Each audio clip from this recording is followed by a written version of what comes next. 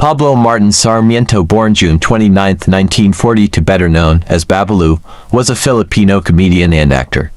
He grew up in Sampaloc, Manila in his grandmother's home with his mother, one sister and three brothers. He is the nephew of the famous actor Panchito Alba.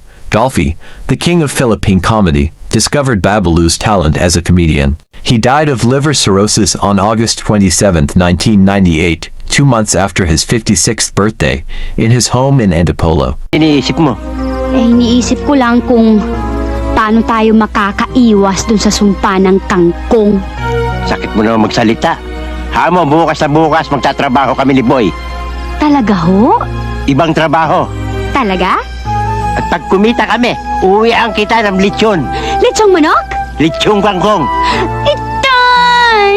Ito naman. Small 5, this is station 43, please respond. Sergeant Quesada. 60. Todo mo.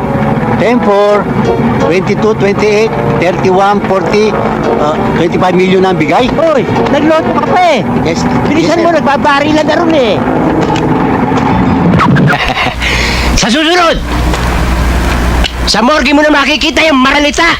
Ako ang gagawa. Areglado. Maganda ka pa pag galit ka. Kiss mo nga ako, pulutan. Isa pa sa nguso. Telepono. Hello? Nagtataka ako eh. Ha? Bakit mas mabili yung kabila eh? Alam mo nung masarap yung tinda ko eh. Sikreto nila. Mambeto. Promotion to eh. Yun! Pag binigyan ng manager to yung full promotion, ha? Promotion.